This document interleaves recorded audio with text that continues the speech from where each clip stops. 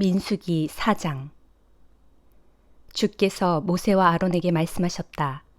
레위인 가운데서 고앗 사람들을 그 집안과 가족별로 인구 조사하여라. 만남의 장막에서 일을 할 수 있는 30세 이상부터 50세까지의 남자들이 얼마나 있는지 그 수를 세어보아라. 고앗의 자손들이 해야 할 일은 만남의 장막에 있는 더없이 거룩한 물건들을 관리하는 것이다.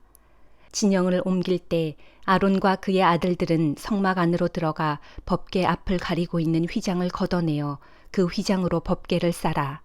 그리고 그 위를 바닷속 가죽으로 덮고 마지막으로 순청색 보자기로 싸라. 그런 뒤 법궤 옆에 달린 고리에 들고 다닐 수 있도록 만든 채를 꿰어라. 차려놓은 상 위에는 청색 보자기를 펴고 대접과 접시와 부어드리는 재물을 담는 병과 잔들을 그 위에다 올려놓아라. 항상 차려놓는 빵도 함께 올려놓아라. 그런 뒤 진홍색 보자기를 덮고 그 위를 바닷속 가죽으로 덮어라. 그런 뒤에 들고 다닐 수 있게 만든 채를 그 상에 달린 고리에 꿰어라. 그런 다음에는 청색 보자기를 가져다가 등잔대와 그 위에 올려놓은 등잔들, 부집개와 불똥을 담는 그릇, 그것들과 함께 쓰는 기름 그릇들을 싸라. 그런 다음 바닷속 가죽으로 덮고 그것을 들것 위에 얹어라. 그 다음에는 금제단을 청색 보자기로 싸라. 그 위를 바닷속 가죽으로 덮은 다음 금제단에 달린 고리에 채를 꿰어라. 성소에서 사용하는 여러 기구들을 청색 보자기로 싸고 그 위를 바닷속 가죽으로 덮은 다음 그것을 들것 위에 얹어라. 제단 위에 남아있는 채는 퍼담아서 버리고 제단 위에 자주색 보자기를 펴라. 제단에서 사용하는 여러 기구들, 곧 불 옮기는 그릇, 갈고리, 부삿, 대야를 그 위에 올려놓고 바닷속 가죽으로 덮은 다음 들고 다닐 수 있게 만든 채를 제단에 달려있는 고리에 꿰어라. 아론과 그의 아들들은 진영을 옮길 때마다 이렇게 성막 안에 있는 모든 기구들을 싸고 고앗의 자손들은 그것들을 운반해야 한다. 고앗의 자손들은 이 거룩한 물건들을 만져서는 안 된다. 만일 만졌다가는 죽음을 면치 못할 것이다. 이상이 만남의 장막에 있는 것을 옮길 때 고앗의 자손들이 해야 할 일이다. 제사장 아론의 아들 엘르아살은 성막 전체와 등잔을 밝힐 기름, 분향할 향품, 곡식제물, 거룩하게 구별하는 데 사용하는 기름, 그 밖에 성막에서 사용하는 여러 기구들을 맡아서 관리해야 한다. 주께서 모세와 아론에게 말씀하셨다. 너희는 레위인 가운데서 고앗 자손들이 대가 끊어지지 않게 하여라. 그들은 거룩한 물건들을 만졌다가 자칫 목숨을 잃기 쉽다. 그러니 아론과 그의 아들들은 그들과 함께 성소로 들어가서 각자가 해야 할 일과 옮겨야 할 짐을 일일이 할당해 주어라. 고앗의 자손들이 잠시라도 거룩한 물건을 들여다보았다가는 죽음을 면치 못할 것이다. 주께서 모세에게 말씀하셨다. 게르손의 자손들도 그 가족과 가문별로 인구를 조사하여라. 만남의 장막에서 일할 수 있는 30세 이상부터 50세까지의 남자가 얼마나 있는지 그 수를 세어보아라. 게르손의 자손들이 해야 할 일과 옮겨야 할 짐은 다음과 같다. 성막의 휘장들, 만남의 장막, 바닷속 가죽으로 만든 속덮개와 겉덮개, 만남의 장막 입구의 휘장, 성막과 제단 사면을 치는 울의 휘장과 그 울을 치는 줄, 또 성막들 입구에 치는 휘장이다. 게르손의 자손들은 이것들을 운반해야 한다. 게르손의 자손들은 짐을 꾸리고 풀고 옮기면서 아론과 그의 아들들의 지시에 따라야 한다. 너희는 게르손의 자손들에게 그들이 옮겨야 할 짐을 일일이 정해주어야 한다. 이상이 게르손의 자손들이 만남의 장막에서 해야 할 일이다. 게르손의 자손들은 제사장 아론의 아들 이다말의 감독하에 이런 일을 해야 한다.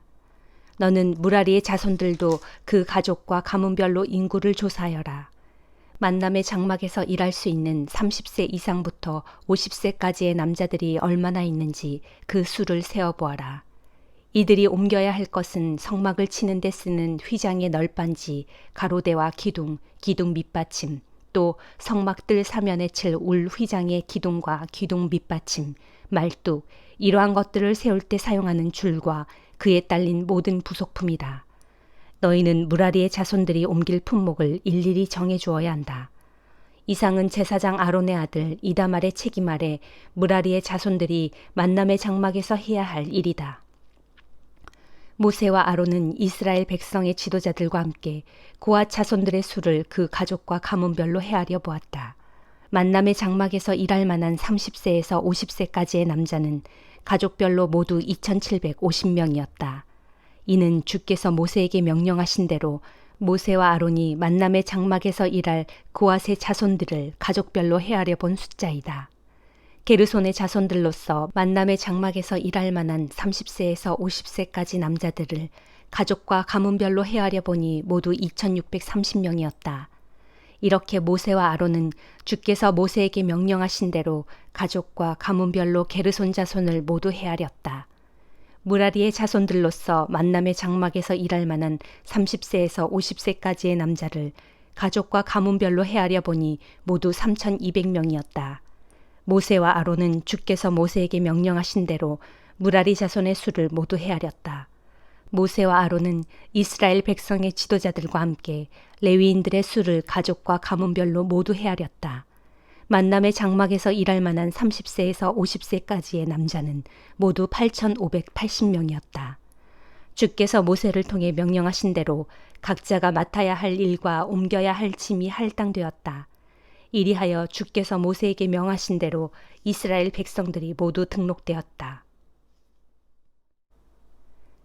시편 38장.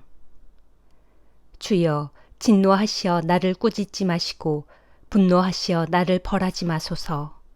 주께서 쏘신 화살에 이 몸이 맞아 심히 아프고 주님의 손이 이 몸을 세게 짓누릅니다. 주께서 진노하심으로 이 몸이 병들어 성한 데가 없고 내 죄로 인해 나의 온 뼈마디가 욱신욱신 쑤셔 견딜 수 없습니다. 내 죄들이 무거운 짐같이 나를 짓누르므로 내가 도무지 감당할 수가 없습니다. 내 몸의 상처가 골마 터져 악취를 풍기니 이 모든 것이 다 나의 어리석음 때문입니다. 몸이 너무 아파 정말 견딜 수 없을 지경이 되었으므로 내가 온종일 슬픔에 잠겨 살아갑니다. 허리가 후끈거릴 정도로 아프고 온몸 전체가 어디 한 군데 멀쩡한 곳이 없습니다. 기력이 쇠하고 가슴이 미어져서 내가 심히 괴로워 신음하고 있습니다. 오 주여, 주께서는 이 몸이 무엇을 간절히 바라는지 다 알고 계십니다. 내 탄식 소리를 주 앞에서 숨길 수 없습니다. 심장이 벌떡거리고 기운은 다 빠져 나의 두 눈마저 개슴츠레하니 힘이 다 풀려버렸습니다. 내 상처를 보고는 나의 친구들과 이웃들도 슬금슬금 나를 피해버립니다. 이렇게 몸이 아파 병드니 가족까지도 나를 멀리합니다. 이런 지경에서 내 목숨을 노리는 자들은 나를 잡으려고 올무를 놓고 나를 해치려는 자들은 내게 온갖 욕설을 퍼부으며 온종일 나를 쓰러뜨릴 궁리만 합니다. 그러나 나는 아예 귀머거리가 되어 아무 소리도 듣지 않았고 아예 벙어리가 되어 입도 뻥끗하지 않습니다. 이처럼 나는 귀가 있어도 듣지 못하는 사람이 되었고 입이 있어도 대꾸조차 할 수 없는 사람이 되고 말았습니다. 오 주여, 그러나 나는 오직 주님만을 굳게 의지합니다. 나의 하나님이시여, 주께서는 나의 간구를 들으시고 내게 응답해 주실 것입니다. 주여, 간구하오니 이 몸이 넘어졌을 때 저 원수들이 좋구나 하고 기뻐하지 않게 해주소서. 내가 힘을 잃고 비틀거릴 때 저 원수들이 하하 우습구나 하며 보란듯 으슥거리지 않게 해주소서. 주여, 이 몸이 금방이라도 쓰러질 것만 같습니다. 고통이 잠시도 잦아들지 않습니다. 내가 진정으로 나의 죄를 죽게 하려고 또한 나의 죄로 인해 진정으로 괴로워합니다. 그런데 저 원수들은 어찌 저리도 많고 어찌 저리도 기운이 펄펄 넘치는지요. 아무 까닭 없이 나를 미워하며 나를 못 잡아먹어 안다라는 자들이 어찌 저리도 많은지요.